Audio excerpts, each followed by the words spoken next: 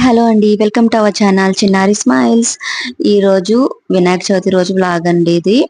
Early morning లేచాను. ఇంకా ఆ రోజు నైటే ఇంకా మా వారు ఆంధ్ర నుంచి వచ్చారు. ఇంకా అమ్మ కొంచెం బియ్యం పిండి అదే బియ్యంతో నూక ఆడించి కుడుములకి కొబ్బరికాయలు ఇవన్నీ పంపించారనమాట. ఇంకా ఇంకా నైటే మినపప్పు అయ్యి నానబెట్టేశాను.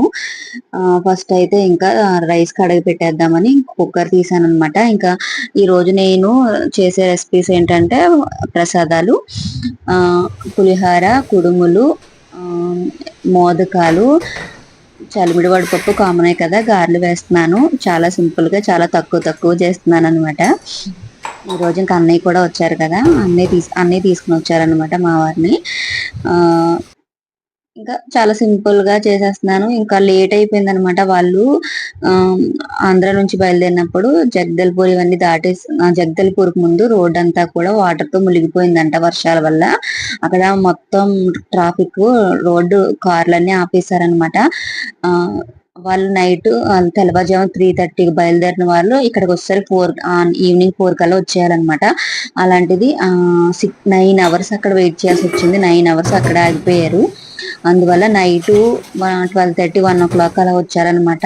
వాళ్ళు వచ్చే వరకు మనకు కూడా ఇంటికి వచ్చే వరకు నిద్ర పట్టదు కదా, అలా నిద్రపోకుండా ఉండడం. నాకు ఎర్లీ మార్నింగ్ నిద్ర త్వరగా లేవలేకపోయాను అనమాట. ఇంక ఇక్కడ కొబ్బరికాయ అయితే కొట్టాను కదా, వాటర్ అంతా కూడా పడిపోయింది, ఒకసారిగా పగిలిపోయింది అనమాట. నాకు బాగా పగిలింది. ఇదైతే నేను ప్రసాదానికి కొబ్బరికాయ కొట్టాను అనమాట. అదే బెల్లము కొబ్బరి వేసి మోదకాలు చేయడానికి కొబ్బరికాయ కొట్టి చిన్న చిన్న ముక్కల కింద అయితే కట్ చేసుకుంటున్నాను. ఇంకా కొబ్బరి కూరు బెల్లము వేసేసి ఇది తయారు చేస్తాను అనమాట. చాలా సింపుల్ గా చేసేయచ్చండి. చాలా వినాయకుడికి ఇష్టమైన ప్రసాదాల్లో ఇది ఒక ప్రసాదం కూడా అని చెప్తారు కదా. ఇంకా ఇవన్నీ చిన్న చిన్న ముక్కలుగా కట్ చేసేసి మిక్సీ జార్లో వేసేసుకుంటున్నాను. అదే మిక్సీలో పట్టిన దానికన్నా చేతితో కోరిన కొబ్బరి కూర అయితే ఇంకా బాగుంటది. బట్ మనకి టైం సరిపోదు. మనం ఇలానే స్పీడ్ గా పని చేసేసుకోవాలి కదా. పూజ చేసుకోవాలి అంటే పెందల కాడ ప్రసాదాలు కూడా రెడీ చేసుకోవాలి కదా. ఇంకా ఒక గిన్నెలోకి బెల్లం వేసి కొంచెం వాటర్ వేసి మరిగిస్తున్నాను అనమాట. అలాగే ఒక పక్క వాటర్ పెట్టేస్తున్నాను కుడుములకి అనమాట. ముందుగానే శనగపప్పు నానబెట్టి పెట్టేసుకున్నాను. నానబెట్టిన ఒక అరగంట నానబెట్టిన శనగపప్పుని వాటర్ లో వేసేసుకుని లైట్ గా సాల్ట్, జీలకర్ర వేసుకుని నీళ్లు మరిగిన తర్వాత ఇడ్లీ రవ్వ ఉంటుంది కదా, ఇడ్లీ రవ్వ అంటే అదే రేషన్ బియ్యము నూక ఆడించి మిల్లులో ఆడించి పంపించింది అమ్మ. ఆ రైస్ తోనే కుడుములు చాలా బాగుంటాయండి. నాకు ఈ కుడుములు అంటే చాలా ఇష్టం. అదే పూజ అయిపోయిన తర్వాత చిన్నప్పుడు అదేంటి ఆవకాయ పచ్చడి అలా వేసుకుని తినేవాళ్ళం అనమాట. చాలా టేస్టీగా ఉంటాయి.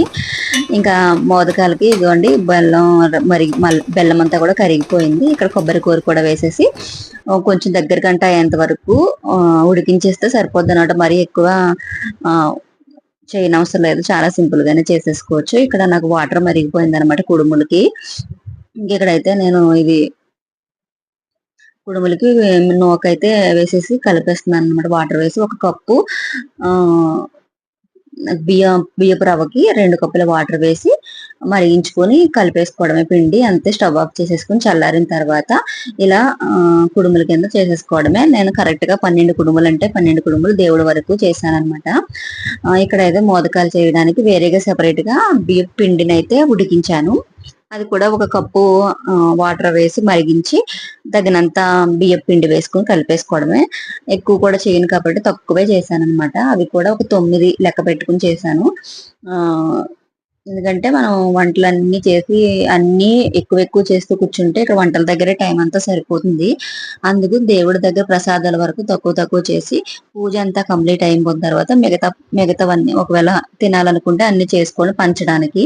మరి పూజలు అన్న తర్వాత ప్రసాదాలు పంచాలి కదా నలుగురికి, ఇంటి పక్కన ఉన్న వాళ్ళకి, మా ఇంటి వాళ్ళకి, అలాగా.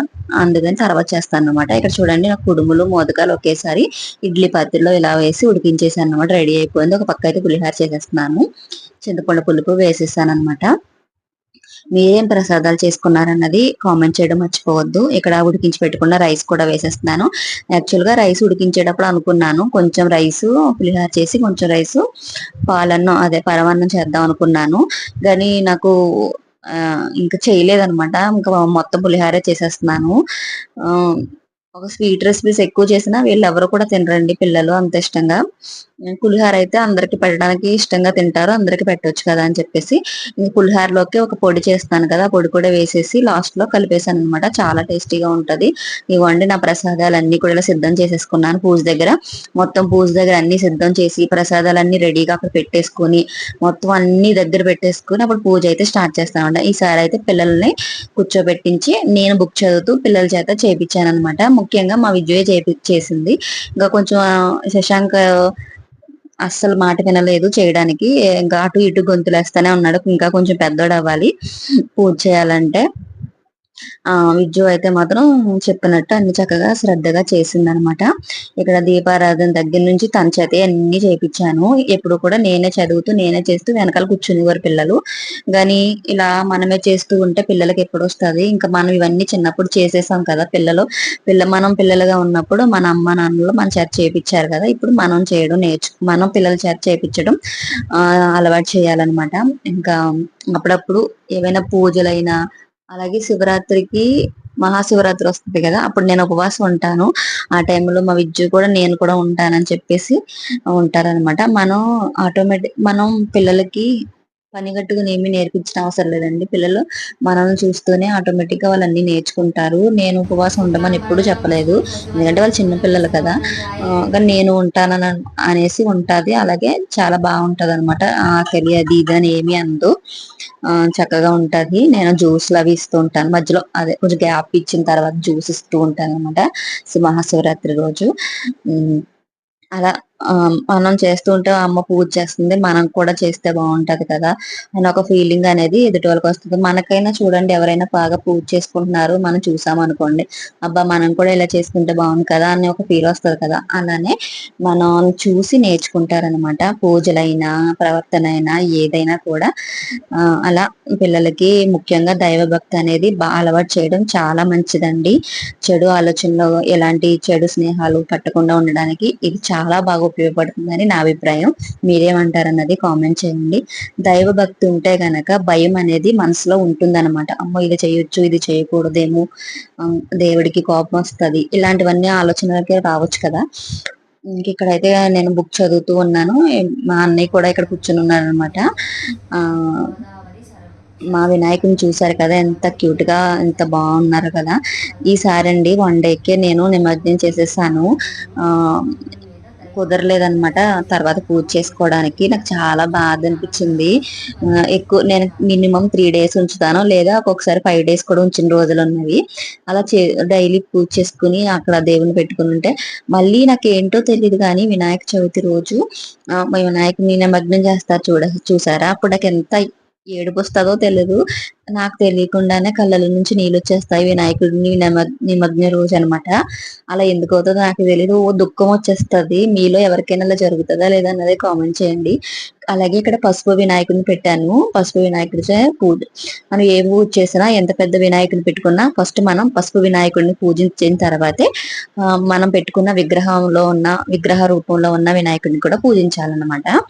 ఇక్కడ పూజ అంతా కంప్లీట్ అయింది. నైవేద్యాలంతా చెల్లించాను. నేను అంతా బుక్ లో చూసినట్టు అన్ని చేపించానన్నమాట. బుక్ లో చదువుతూ ఇంకా హారతి కూడా ఇప్పించేశాను. ఇక్కడ హారతి ఇప్పించి ఇలా చెల్లించడం అని చెప్తున్నానన్నమాట. దేవుడికి చూపించిన తర్వాత అప్పుడు మనం అందరం కూడా హారతికి నమస్కారం చేసుకోవాలి అని చెప్పేసి చెప్తున్నానన్నమాట. ఇక్కడ అందరూ మా వారు, పిల్లలు అందరం కూర్చొని చిన్న మాకు దేవుడి రూమ్ సెపరేట్ గా ఉంది కదా! అందరం ఇక్కడే కూర్చున్నాం అన్నమాట. ఈ వీడియో నచ్చితే please like, share, subscribe. Thank you for watching. Bye.